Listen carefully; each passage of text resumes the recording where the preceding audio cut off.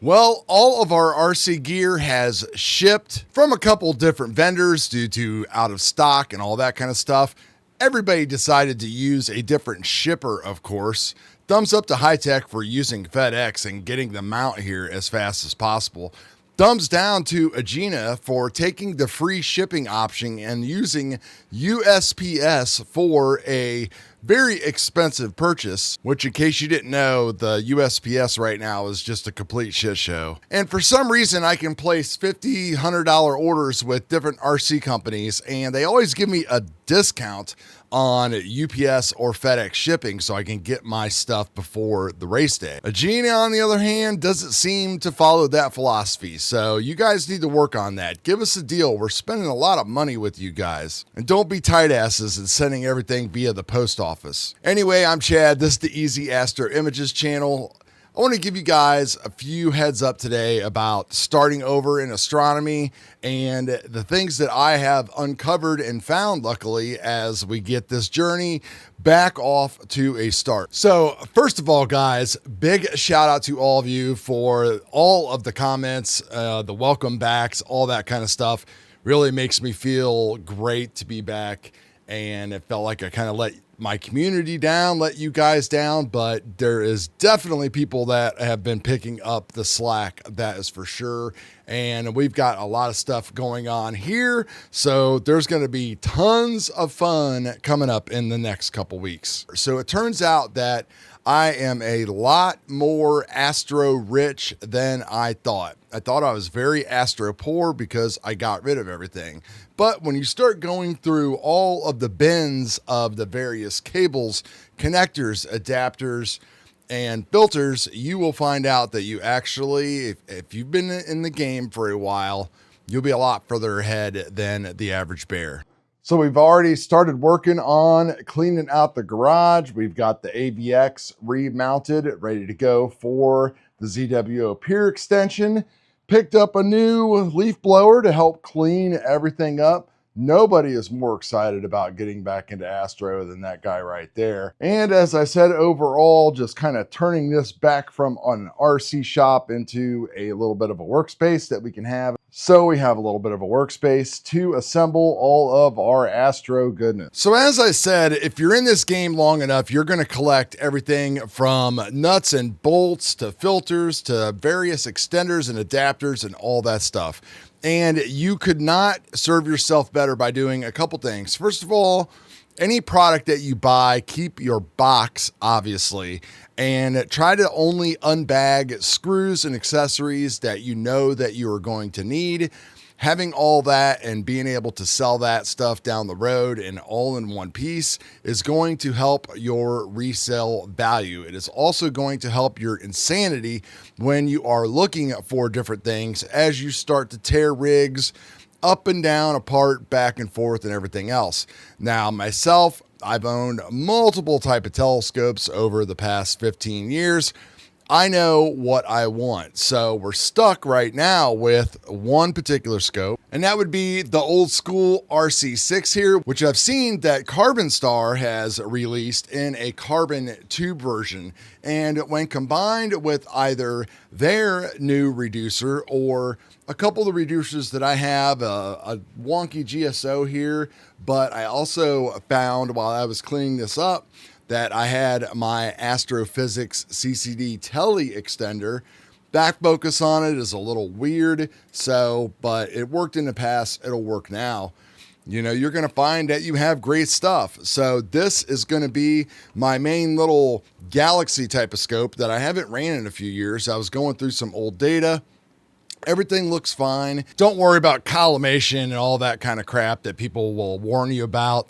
And don't worry about spending all of this crazy money on one of these big APO type of telescopes, unless of course you want to. I can't tell you how to spend your money, but you will never find more bang for the buck than in an RC telescope. That is for sure. And I'm going to show you coming up here on the channel. Been bit by the bug. So I've actually been looking at, okay, how can I go wider? Like we went with the Red Cat and I loved my little Red Cat setup. So we've been looking at one of the Samyang 135, and I think we're going to build out one of those kits because I've got all kinds of extra stuff here that I didn't know I had that we're going to be all good and we can do something like that. So as I said before, I found miscellaneous filters. I've got a couple of the ITIS light pollution filters here, as well as one of the ITIS, the original NBZ dual narrowband, which is a great filter. I think it has 12 or 8 nanometer band passes, but it always works good. It works good at f2 and everything else.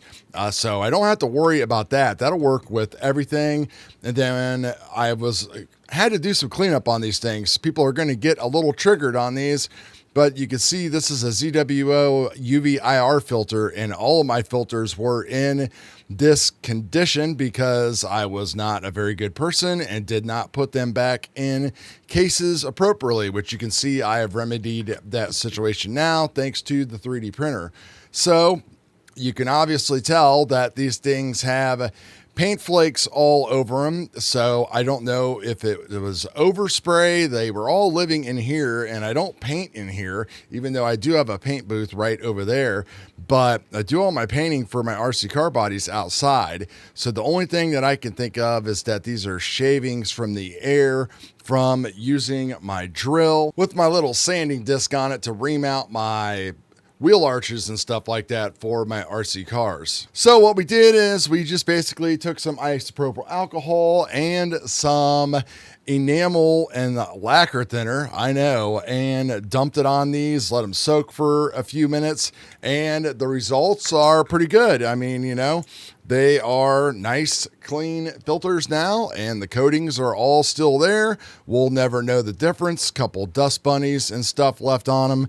I'm going to clean those up with some final touch-up before when I get some extra lens cloths that should be delivered today, thanks to Amazon, as well as some more M3 screws and some nuts that we're going to need to set up the autofocuser on the RC6, because mine is an older version of the GSO focuser, and I have to use this like Takahashi plate to kind of get everything aligned up, as well as this 3D printed adapter. So I had all this stuff, was able to dig that out, which was pretty sweet. So I've went through all of my various tubs and have bagged up things like various adapters and dovetails and more spacer rings than you're ever going to need now, just because everything pretty much runs at the solid back focus of 55 millimeters. So you don't have to do all this experimentation like you did in the past. I did notice with the Samyang, if I want to go that route, that it does require a 44 millimeter back spacing. And I've been looking at some options on Agena, and we'll make another video about that because I might need some of your guys' help on that. Now we got all kinds of goodness that we found inside of here. We've got some metal plates to mount things to our dovetails. We found our batten off mask, our extra long focus rings, the Deep Space Dad rotator that we never sold. This thing worked actually really good. It's a little difficult to work with, and it's definitely a bigger, chunky size. So if I want to add a rotator, we definitely will be going with the ZWO whenever they come available. Not sure about doing a pre-order because who knows when that stuff is going to ship. But you can see just more miscellaneous dovetails, all that kind of stuff. Good old school Orion guide scope. And my old, I think this is the Gen 2 ASTROBIN, so, you know, we can set up a second rig. Maybe, you know, we really don't need to since we'll have it built in now to our camera. But if we want to, we can go this route. And I've actually used this thing before just as a power and USB type of hub. So that way, if I want to add things like, let's say we want to go and do like the automatic flat panel and stuff like we did before, power dew heaters, all that kind of stuff. We've got all of this extra functionality now that is built into it. And guess what? I found out that I did have another camera. So we've got a guide camera already. I was using this ZWO camera. Can't remember which one this is. It's like the one, maybe it's a 120 color or something like that. And I had the all sky lens on it. And basically I had this mounted to the end of the Red Cat, and then I monitored everything via Sharp Cap. So basically I could watch where it was pointing overnight. I mean, it was just more of like a fun thing to do, but there really is no value to it at all. So I don't recommend that to anybody. I would always recommend wise cams to anyone for surveillance of their telescopes. And the wise cams actually pick up very good as far as like the stars and everything else. If you're wanting to get some kind of space view, and you can use their app and their service per month and stream that to a website, and you could actually record all that stuff, and you could integrate it, figure it all out, time lapses or whatever, and you could put that stuff into your Astro videos if you wanted to. So again, just more cables, and I've got a box of cleaning stuff over there. We've got our mini PC, we've got our dual do not do controller, which I'm trying to figure out how I had this thing powered. I believe it was powered off of the Ultimate power box, but then I saw that I had a 12 volt adapter on it and this 12 volt pigtail, which basically means that I must have had a power supply at some point that had a 12 volt power adapter coming off of it, probably to run the AVX mount. And we got dew strips of various sizes. We've pretty much got everything that we need. Now, that is the famous last words, because we all know that we are going to get into something, that's for sure, that we're going to just find something that we need. For example,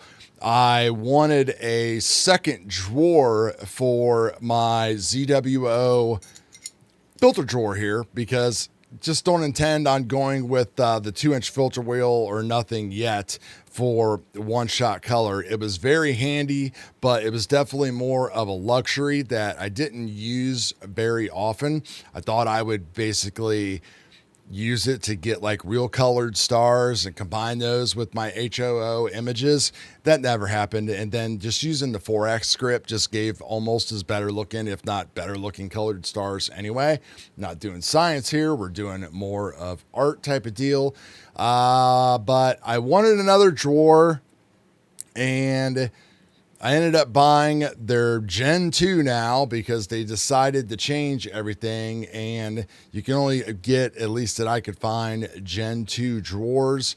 And then I think they also changed the hole sizes on them between like 58 and 42 and or 54 and 48, whatever.